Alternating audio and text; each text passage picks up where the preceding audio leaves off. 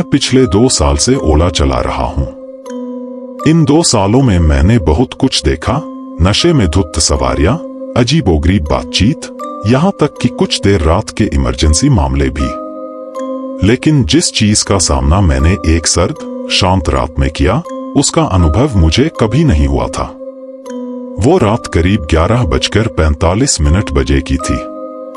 मेरा शिफ्ट खत्म हो चुका था और मैं घर जाने की तैयारी कर रहा था, तभी मेरे ओला ऐप पर एक राइड का अनुरोध आया। लोकेशन शहर के बाहरी इलाके में थी, जहां इमारतें खत्म होती हैं और सुनसान सड़कें शुरू हो जाती हैं। मैंने पहले सोचा इसे छोड़ दूं, क्योंकि घर जाने का समय हो गया था, लेकिन अचानक मेरे अंदर कुछ था जिसने मुझे वो राइड लेने पर मजबूर कर दिया। शायद पैसे का लालच या फिर सिर्फ काम का जुनून। मैंने राइड एक्सेप्ट का बटन दबाया और गाड़ी स्टार्ट कर दी। सवारी की लोकेशन पर पहुंचते ही एक अजीब सी ठंडक महसूस होने लगी। सड़कें सूनी थीं, चारों ओर अंधेरा छाया हुआ था। जैसे ही मैंने गाड़ी एक छोटी सी गली में घुमाई, मुझे एक आदमी खड़ा हुआ दिखा। वो काले कपड़े पहने हुए था, चेहरा धुंधला सा था और उसका हुलिया कुछ अजीब था, जैसे कि वो कहीं बहुत दूर से आ रहा हो। वो चुपचाप गाड़ी में बैठ गया। उसने कोई बात नहीं की, सिर्फ अपने गंतव्य की जानकारी दी, शहर के बाहर वाली पुरानी फैक्ट्री तक ले चलो। मेरे रोंगटे खड़े हो गए। उस फैक्ट्री के बारे में मैंने कई कहानियां सुनी थी। लोग कहते थे कि वो जगह अब वीरान है और कुछ साल पहले वहां कई रहस्यमय हत्याएं हुई थी। वहां कोई जाता नहीं था, लेकिन आज यह आदमी वहां जाने की मांग कर रहा था। मैंने एक बार सोचा कि क्या इस राइड को कैंसिल कर दूं, पर मैं पीछे हट नहीं पाया। जैसे जैसे हम शहर से बाहर निकलते गए, माहौल और भी खौफनाक होता गया। गाड़ी में सवार उस आदमी ने अब भी एक शब्द नहीं कहा था। उसकी चुप्पी मुझे असहज कर रही थी। अचानक उसने बगल की सीट पर रखी मेरी पानी की बोतल की तरफ इशारा किया। उसकी आंखें मुझे सीधे घूर रही थी, इतनी ठंडी और भयंकर कि मेरे दिल की धड़कन तेज हो गई। मैंने बोतल उसकी ओर बढ़ाई और उसने धीरे से उसे लिया, लेकिन उसने पीने के बजाय उसे जमीन पर गिरा दिया। अजीब सा डर मेरे दिल में घर करने लगा। सड़कें अब और ज्यादा वीरान थी। हमने जब उस फैक्ट्री की ओर मुड़ना शुरू किया, तभी मुझे लगा कि पीछे वाली सीट से कोई हलचल हो रही है। मैंने शीशे में देखा और मुझे लगा कि गाड़ी में सिर्फ एक नहीं, बल्कि 2 लोग बैठे थे। मैं घबरा गया। ये दूसरा आदमी कब बैठा? फैक्ट्री अब बस थोड़ी ही दूर थी और मेरे मन में डर बढ़ता जा रहा था। मुझे लगा कि शायद मेरे साथ कुछ बुरा होने वाला है। मैंने हिम्मत जुटाकर पीछे देखा, लेकिन वहां कोई नहीं था। सिर्फ एक सवारी, वही अजीब आदमी। मेरे हाथ पसीने से भीग चुके थे। जैसे ही हम फैक्ट्री के गेट पर पहुंचे, उसने गाड़ी रुकने का इशारा किया। वहां अंधकार का सागर था, कोई रोशनी नहीं और कोई आवाज भी नहीं। वो आदमी धीरे धीरे गाड़ी से उतरा, लेकिन उसने मुझे किराया देने के लिए अपना हाथ बढ़ाया। जैसे ही मैंने उसके हाथ को देखा, मेरे शरीर में ठंड की लहर दौड़ गई। उसका हाथ एकदम बर्फ की तरह ठंडा था।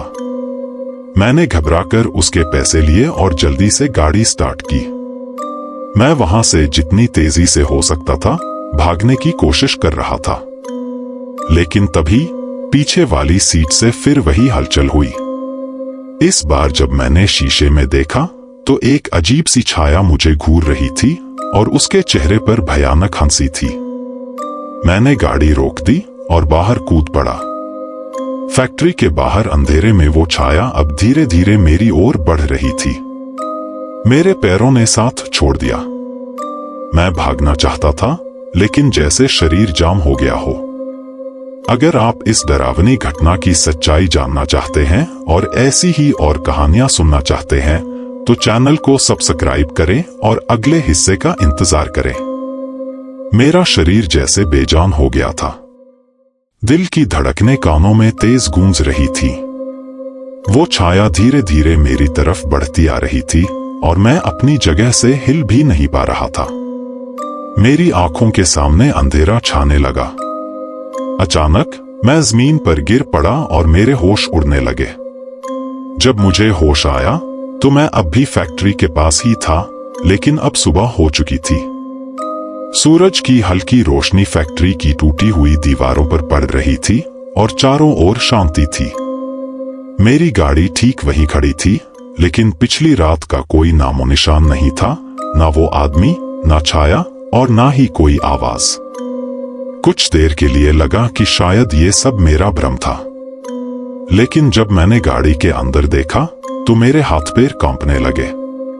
पिछली सीट पर पानी की वही बोतल पड़ी थी जो मैंने उस आदमी को दी थी, और उसके पास रखे थे कुछ सिक्के। वो सिक्के पुराने और धूल से ढके हुए थे, जैसे वो वर्षों से यहाँ पड़े हों। मैंने जल्दी से गाड़ी स्टार्ट की और वहां से निकल गया। रास्ते में मुझे हर एक पल रात की घटना याद आ रही थी। मैंने अपने आप को शांत करने की कोशिश की, लेकिन एक डरावनी भावना मेरे दिल में गहरे तक बस चुकी थी। जब मैं शहर में वापस पहुंचा तो मैंने गाड़ी एक किनारे खड़ी की और तुरंत ओला कंपनी के ऑफिस में संपर्क किया। मैंने उन्हें उस फैक्ट्री के बारे में बताया और पूछा कि उन्होंने उस रात वो राइड क्यों भेजी थी। ओला कस्टमर केयर के अधिकारी ने चौंकाने वाली बात बताई। उन्होंने उस रात मेरे ऐप पर कोई ऐसा राइड नहीं भेजा था। क्या? मैं हैरान रह गया। फिर मैंने उन्हें उस सवारी की लोकेशन और गंतव्य की जानकारी दी, लेकिन उनके रिकॉर्ड में कुछ भी नहीं था। उन्होंने कहा, आपकी आखिरी राइड 11 बजे खत्म हुई थी। उसके बाद आपने कोई राइड एक्सेप्ट नहीं की। मेरे पैरों तले जमीन खिसक गई। तो फिर वो आदमी कौन था? वो सवारी किसने बुक की थी? कुछ दिन बाद मेरी जिंदगी धीरे धीरे सामान्य होने लगी, लेकिन उस रात की घटना अब भी मेरे दिल में जमी हुई थी। मैंने शहर के कुछ लोगों से उस पुरानी फैक्ट्री के बारे में और जानकारी हासिल करने की कोशिश की। धीरे धीरे मैंने सुना कि उस फैक्ट्री में कुछ साल पहले एक भीषण हत्या हुई थी। फैक्ट्री के मालिक और उसका परिवार वहां रहस्यमय तरीके से मारे गए थे। उन हत्याओं का रहस्य अब भी अनसुलझा था और तब से वो फैक्ट्री वीरान पड़ी थी। मुझे जो सिक्के पिछली सीट पर मिले थे वो उसी दौर के थे जब हत्याएं हुई थी। मैंने उनसे छुटकारा पाने की कोशिश की, लेकिन किसी न किसी तरीके से वो सिक्के हर बार मेरे पास लौट आते थे। ऐसा लगता था जैसे उस रात का साया अब भी मेरे साथ जुड़ा हुआ था। एक रात जब मैं फिर से ओला ड्राइव कर रहा था, मुझे फिर से वैसा ही राइड अनुरोध मिला। इस बार वही लोकेशन थी, पुरानी फैक्ट्री। मेरे हाथ पैर सुन्न हो गए। क्या ये फिर से हो रहा था? इस बार मैंने राइड को एक्सेप्ट नहीं किया, लेकिन कुछ ही मिनटों बाद मेरी गाड़ी के पीछे से वही खौफनाक छाया प्रकट हुई। वही अजीब सी हंसी मेरे कानों में गूंजने लगी। मेरी गाड़ी अपने आप स्टार्ट हो गई और वो छाया मुझसे कुछ कह रही थी, तुम अब इससे नहीं बच सकते। मैंने गाड़ी पूरी ताकत से भगाई, लेकिन वो छाया पीछा करती रही। शहर की सड़कों पर तेज रफ्तार से भागते हुए मुझे अब महसूस हो चुका था कि वो रात की घटना कोई भ्रम नहीं थी। मैंने कुछ ऐसा देख लिया था जो मुझे नहीं देखना चाहिए था, और अब वो अंधेरी ताकत मुझे कभी चैन से जीने नहीं देगी। अगर आप जानना चाहते हैं कि इस भयानक अनुभव का अंत क्या हुआ और कैसे मैंने इस डरावने साए से छुटकारा पाया, तो चैनल को सब्सक्राइब करें और अगले हिस्से का इंतजार करें।